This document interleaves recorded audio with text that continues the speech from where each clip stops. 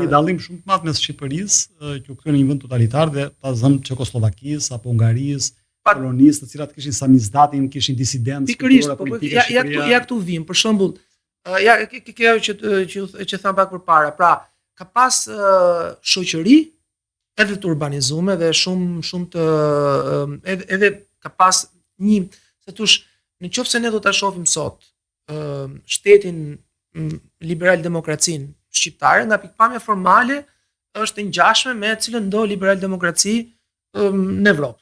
Nga pikpamja formale, kushtetuese etj. Nga pikpamja shoqërore kemi trajektore shumë të ndryshme.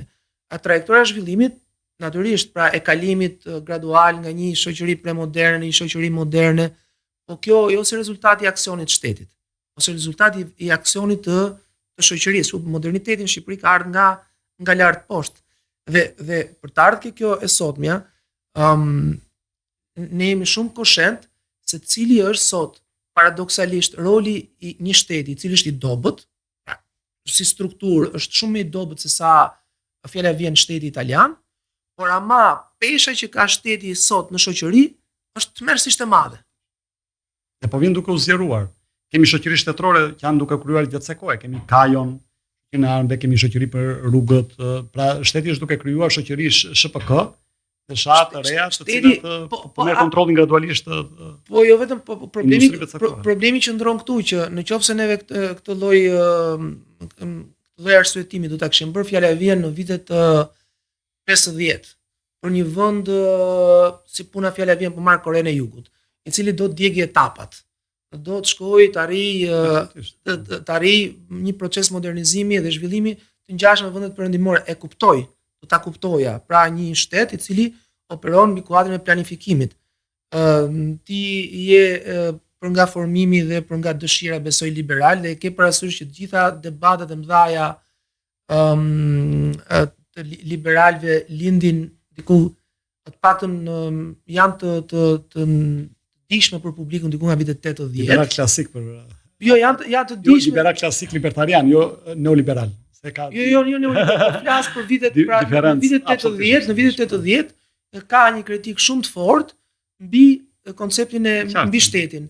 Pra kur Thatcheri godet shtetin, nuk ka parasysh shtetin vetvete, ka parasysh konceptin e planifikimit ekonomik. Dhe penetrimin e shtetit, i cili është ndrojmë pak këtu zot Klliçi, sepse kjo është një temë interes, por për ta thjeshtuar pak dhe argumentin se jo gjithë publiku do të thënë janë ekspertë shkencëtar. Jo duhet të ngel pak te kjo pikë, sepse ne flasim për një shtet, dakord, është Partia Socialiste që është në pushtet, dhe në pamje të parë një parti socialiste flet për rishpërndarjen.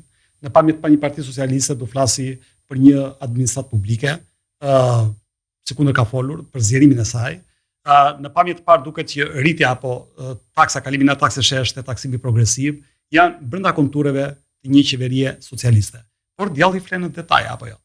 E para punës, kjo qeveri e cila bëri reformën territoriale administrative me votat e saj, pra pa pjesëmarrjen e opozitës, e reduktoi numrin e bashkive dhe komunave nga 338 në 61 bashki. Ku jemi sot 35.000 persona më shumë të punësuar në pushtetin lokal. Kemi shkuar gati 200.000, kemi 23% të punësuar në sektorin publik vetëm, që pas Luksemburgut duket jemi të dytët në Europë. Që s'ka asnjë lloj sensi në raport me peshën që zë shteti në shoqëri. Pra pyetja është e tillë, si ka mundësi që një qeveri socialiste, nga njëra anë në program të saj flet për barazi sociale, për drejtësi sociale, për mekanizëm të taksimit progresiv, taksën e drejtë etj. Nga ana tjetër inkurajon investitorët strategjik që në fakt janë kleptokratët e qeverisë. Nga ana tjetër rrit administratën publike, por me patronazhist, paguhen me paratë e taksapaguesve, dhe gjitha kjo vjen në dëm të eficiencës ekonomike. Pra çfarë kemi realisht në Shqipëri? Kemi një qeveri të majt, një qeveri të djathtë, një qeveri populiste. Jo, ne kemi një qeveri e cila, nëse ta lidhim pak me atë me planifikimin që më the dhe penetrimin e shtetit në ekonomi, do thosha që është ne jemi në një vend i cili nuk ka një lloj perspektive historike se çfarë do të bëjë me të ardhmen e vet.